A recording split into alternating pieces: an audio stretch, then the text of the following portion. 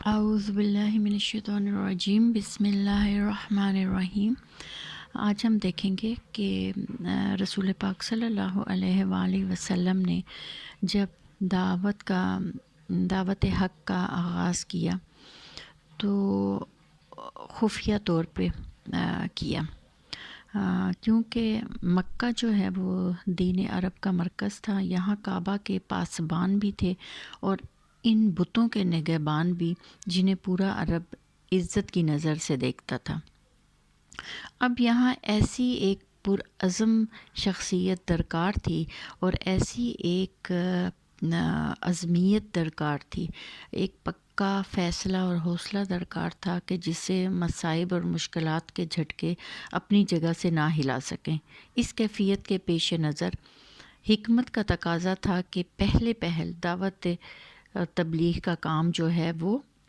خفیہ طور پر پس پردہ انجام دیا جائے، تاکہ اہل مکہ کے سامنے اچانک ایک ہیجان خیز صورتحال نہ آ جائے۔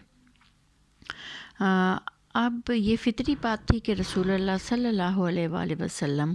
سب سے پہلے ان لوگوں پر اسلام پیش کرتے جن سے آپ صلی اللہ علیہ وآلہ وسلم کا سب سے گہرا تعلق تھا۔ چنانچہ آپ صلی اللہ علیہ وآلہ وسلم نے سب سے پہلے اپنی زوجہ محترمہ حضرت خدیجہ رضی اللہ تعالیٰ عنہ کو اسلام کے بارے میں بتایا۔ انہوں نے فوراً ہی اسلام قبول کر لیا۔ پھر ان کے غلام، آزاد کردہ غلام جو تھے، حضرت زید بن حارثہ رضی اللہ تعالیٰ عنہ اور حضرت علی بن ابی طالب رضی اللہ تعالیٰ عنہ، حضرت ابو بکر صدیق رضی اللہ تعالیٰ عنہ جو کہ رسول پاک صلی اللہ علیہ وسلم کے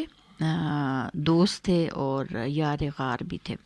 اور حضرت علی رضی اللہ تعالیٰ عنہ جو ہے آپ کے چچا کے بیٹے، آپ کے زیر کفالت تھے۔ اب جب حضرت ابو بکر صدیق رضی اللہ تعالیٰ عنہ جو ہیں وہ ایک بہت اہم شخصیت تھے، اور ان کے اخلاق اور دریا دلی اور نرم خوئی یہ جو ہے یہ پورے عرب میں جو ہے وہ مشہور تھی، اور ان کے پاس ان کی مروت دور اندیشی تجارت کی وجہ سے لوگ جو ہیں وہ آتے جاتے رہتے تھے۔ چنانچہ انہوں نے اپنے پاس آنے جانے والوں اور اٹھنے بیٹھنے والوں میں سے جس کو قابل اعتماد پایا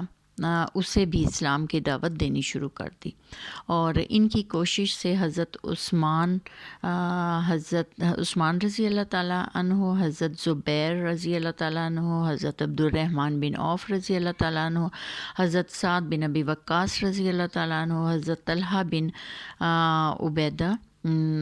عبید اللہ رضی اللہ تعالیٰ عنہ بھی مسلمان ہوئے،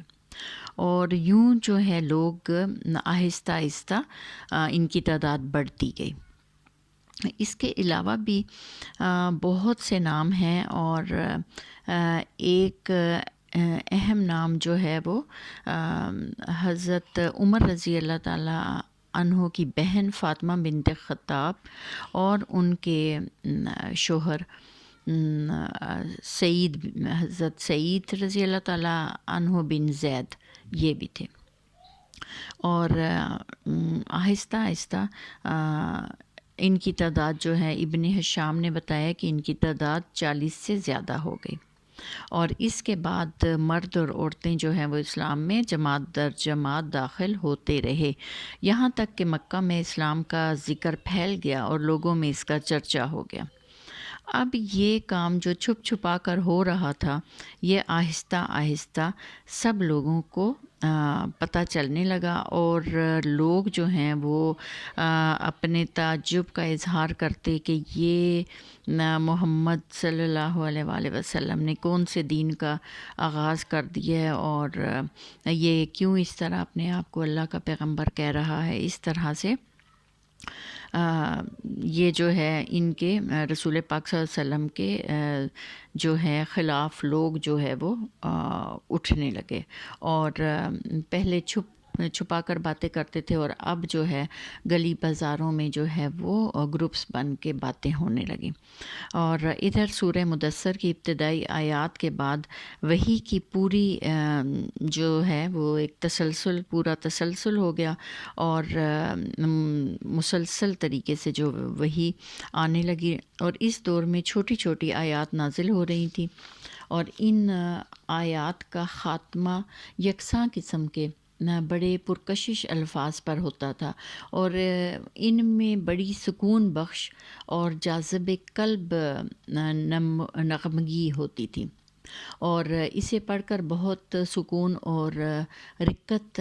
آمیز فضا جو ہے وہ چھا جاتی تھی۔ تو اس طرح سے جو ہے وہ آہستہ آہستہ آیات نازل ہوئیں، اور ان میں نیکی اور بدی کے بارے میں اور جہنم اور جنت کا نقشہ جو ہے وہ کھینچا گیا، اور لوگوں کو بتایا گیا کہ یہ جو ہے نیکی اور بدی کیا ہے، اور اس کا